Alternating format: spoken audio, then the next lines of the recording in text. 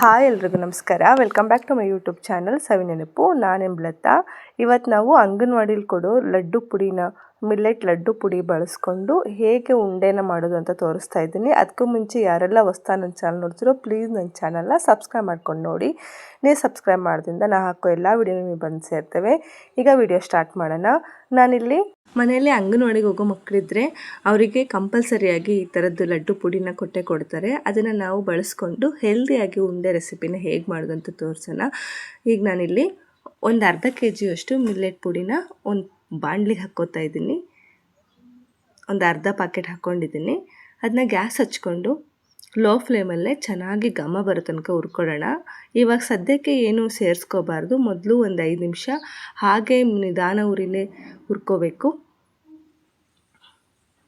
ಒಂದು 5 ನಿಮಿಷ ಚೆನ್ನಾಗಿ ಪರಿಮಳ ಬರೋ ತನಕ ಹುರ್ಕೋಬೇಕು. ಸೀಸಕ್ಕೆ ಹೋಗಬಾರ್ದು.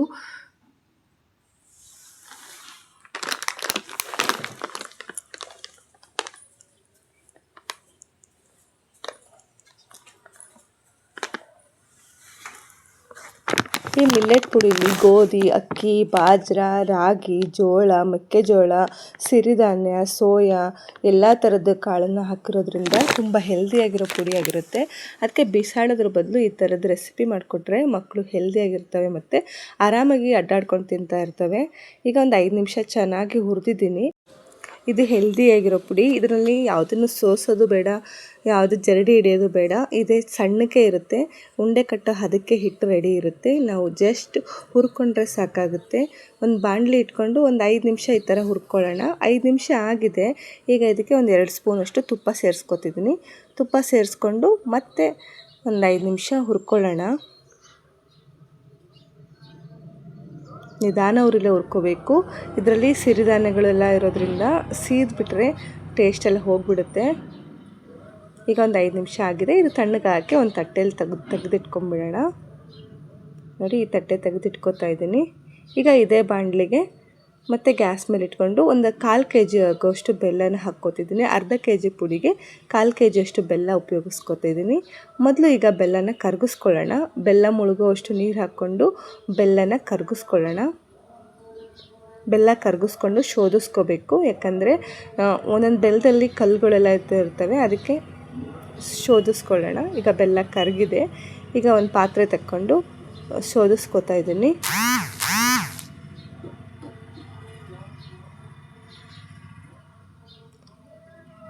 ನೋಡಿ, ಶೋಧಿಸಿ ಒಂದು ಅಗಲನ ಪಾತ್ರೆಗೆ ಹಾಕ್ಕೊಂಡಿದ್ದೀನಿ. ಈಗ ಇದಕ್ಕೆ ಮತ್ತೆ ಗ್ಯಾಸ್ ಹಚ್ಕೊಂಡು ಲೋ ಫ್ಲೇಮಲ್ಲೇ 1 ಸ್ಪೂನ್ ಆಗೋವಷ್ಟು ಏಲಕ್ಕಿ ಪುಡಿ ಸೇರಿಸ್ಕೊಂಡು ಸ್ವಲ್ಪ ಪಾಕ ಗಟ್ಟಿ ಆಗೋ ತನಕ ಬೇಯಿಸ್ಕೊಳ್ಳೋಣ. ಒಂದೆಳೆ ಪಾಕ ಬರೋದೇನು ಬೇಕಾಗಲ್ಲ. ಈಗ ಗ್ಯಾಸನ್ನು ಆಫ್ ಮಾಡಿಕೊಂಡು ಹಿಟ್ಟನ್ನು ಸೇರಿಸ್ಕೊಂಡು ಚೆನ್ನಾಗಿ ಕಲಿಸ್ಕೊಳ್ಳೋಣ. 1/4 kg ಬೆಲ್ಲಕ್ಕೆ ಅರ್ಧ kg ಪುಡಿ ಅಷ್ಟು ಸಾಕಾಗುತ್ತೆ. ನೋಡಿ, ಚೆನ್ನಾಗಿ ಕಲಿಸ್ಕೊಂಡು ಇದನ್ನ ಕೆಳಗೆ ಇಳ್ಕೊಂಬಿಡೋಣ. 1 ಸ್ಪೂನಷ್ಟು ತುಪ್ಪ ಸೇರಿಸ್ಕೊತಾ ಇದ್ದೀನಿ ಮೇಲೆ. ನೋಡಿ, ಇದನ್ನು ಮತ್ತೆ ಒಂದು ತಟ್ಟೆ ತಕ್ಕೋತಾ ಇದ್ದೀನಿ ಕಲಸಿರೋದನ್ನ.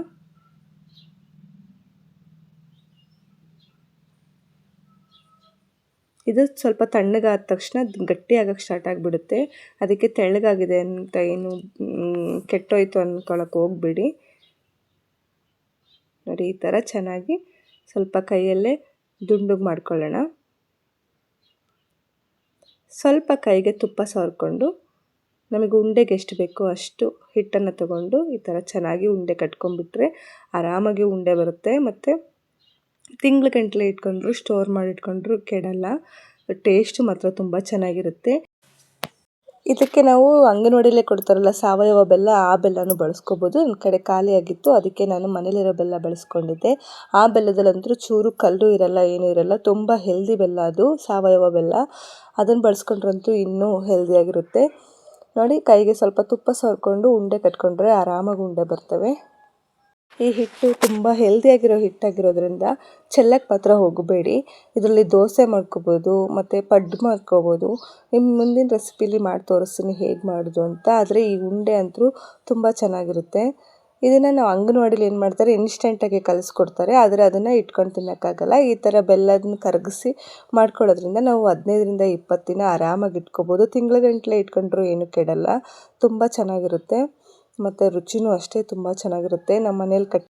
ನಾವು ಮನೆಯಲ್ಲೇ ಮಾಡಿಕೊಡ್ತೀವಿ ಅಂದರೂ ಇಷ್ಟೊಂದು ಎಲ್ಲ ಐಟಮ್ಸನ್ನ ಹಾಕಿ ಪುಡಿ ಮಾಡಿಕೊಡೋಕ್ಕಾಗಲ್ಲ ನಮಗೆ. ಅದಕ್ಕೆ ಕೊಟ್ಟಿರೋದನ್ನ ಬಿಸಾಡೋದ್ರ ಬದಲು ಈ ಥರ ಹೆಲ್ದಿಯಾಗಿ ರೆಸಿಪಿನ ಮಾಡಿಕೊಂಡು ನಾವು ತಿನ್ಬೋದು, ಮಕ್ಳಿಗೂ ಕೊಡ್ಬೋದು. ರುಚಿನೂ ಅಷ್ಟೇ ತುಂಬ ಚೆನ್ನಾಗಿರುತ್ತೆ. ಒಂದ್ಸರಿ ಟ್ರೈ ಮಾಡಿ ನೀವೇ ಹೇಳ್ತೀರಾ ಚೆನ್ನಾಗಿತ್ತು ಅಂತ. ಇದ್ರ ಜೊತೆ ದೋಸೆನೂ ಮಾಡ್ಕೋಬೋದು ಮತ್ತು ಪಡ್ಡು ಕೂಡ ಮಾಡ್ಕೋಬೋದು. ಅದು ತುಂಬ ಚೆನ್ನಾಗಿರುತ್ತೆ. ನೆಕ್ಸ್ಟ್ ವೀಡಿಯೋದಲ್ಲಿ ಅದನ್ನು ತೋರಿಸ್ತೀನಿ ಹೇಗೆ ಮಾಡೋದು ಅಂತ. ಇಷ್ಟ ಆದರೆ ಪ್ಲೀಸ್ ನನ್ನ ಚಾನಲ್ನ ಸಬ್ಸ್ಕ್ರೈಬ್ ಮಾಡಿ, ಲೈಕ್ ಮಾಡಿ, ಶೇರ್ ಮಾಡಿ, ಕಮೆಂಟ್ ಮಾಡಿ. ನಿಮ್ಮನೇಲೂ ಅಂಗನವಾಡಿ ಮಕ್ಕಳಿದ್ರೆ ಈ ಥರ ಮಾಡಿಕೊಡಿ, ಖುಷಿಯಾಗಿ ತಿಂತೇವೆ. ಇಷ್ಟ ಆದರೆ ಪ್ಲೀಸ್ ನನ್ನ ಚಾನಲ್ನ ಸಬ್ಸ್ಕ್ರೈಬ್ ಮಾಡಿ. ಇನ್ನು ಇದೇ ಥರದ ಈಸಿ ರೆಸಿಪಿಗೋಸ್ಕರ ನನ್ನ ಚಾನಲ್ನ ಸಬ್ಸ್ಕ್ರೈಬ್ ಮಾಡಿ. Thank you.